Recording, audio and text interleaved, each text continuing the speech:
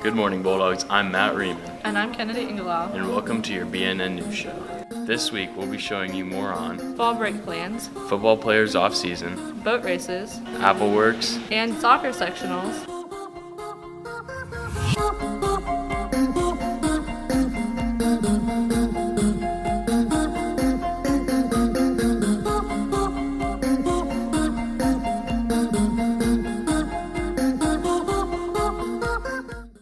Fall break is here. Two students sat down and talked about what their plans are over fall break. BNN sat down with Cody, Jesse Page, and Ashley Sturgeon to ask them about their plans for fall break. So I'm gonna go down to Evansville, and my grandpa is gonna teach me how to play guitar and how to build a house. My grandpa, back in his 20s and 30s, back in the 60s and 70s, he had his own band, and it was like military appraised or something like that, where he would play for the troop. I'm going to Nashville, Tennessee with my family to stay in a cabin from the 10th till the 14th on fall break. This is Sam Lawson reporting for BNN. The last couple weeks of football season are flying by. A couple football players spoke about what they're planning on doing after the season ends. Football season is coming to an end. BNN sat down with Briley Gutierrez and Zarek Greathouse to see what they're doing this offseason. This offseason, I will be wrestling. What am I doing in the off season after football? Probably gonna either try out for basketball or just do winter SAQs. I'll lose the weight that I need for football and some strength. How will it affect what I'm doing? It'll just make me faster and stronger, just to keep up with the competition for next year. This is Nick Holt reporting for BNN. The physics boat races took place on Friday, September 28th. Participants in the race explained the outcome of their race. Sophomores Ella Anderson and Matthew Pearson built and raced boats for their physics class. BNN sat down to talk with them about their experiences. It took us 2 days to make our boat. We did it over 2 weekends, but we did 7 hours so per day, so 14 hours. It took us about 4 days of work time, about an hour and a half each time to get our complete boat done because the taping took a really long time. Our boat floated. It didn't at first. It completely folded when I got in it, and then I got on the side of it and it started floating after that. So the boat project was for physics, and we are doing it because we were learning about buoyancy, so we had to calculate the buoyant force that would be on our boat and then try to figure out we would predict what the water line would be. We were doing buoyancy at that time. Our ideas, we were either gonna do a raft or the boat we ended up doing, which was we did a castle. Okay.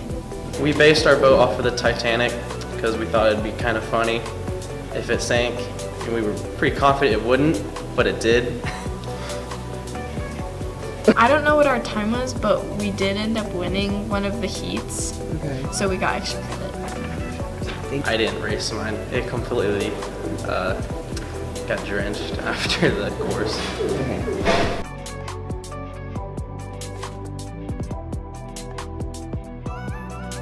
This is Tristan Cook reporting for BNN. The fall season means AppleWorks is at its peak. One student delves into her memories of AppleWorks and how the orchard has impacted her life.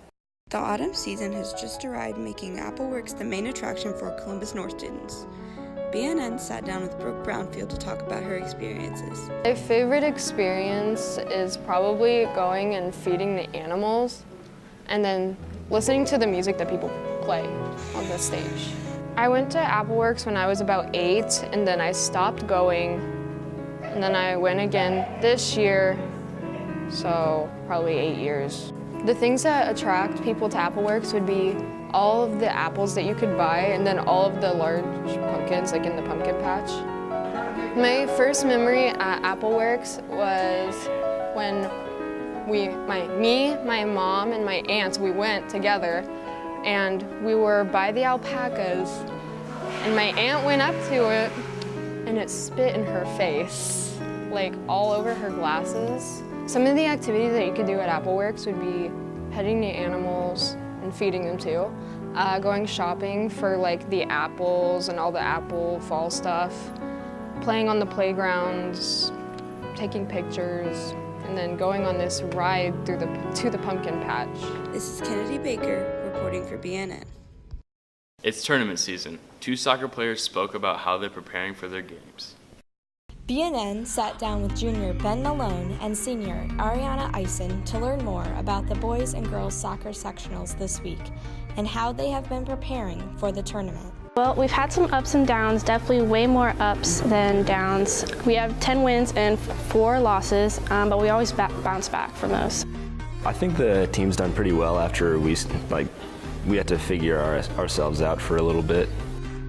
Some of our team strengths are communicating very well. We bounce back from losses we have gained throughout the season, and we're all pretty close, honestly.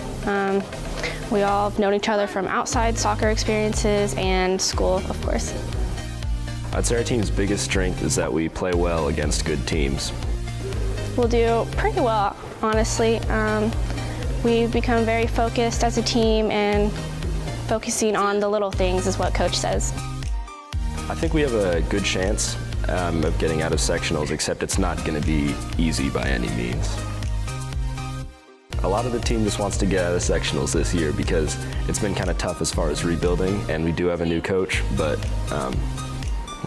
anything's good for me. Well, we made it to semi-state last year, so I'm hoping that we can push all the way towards state and get the win.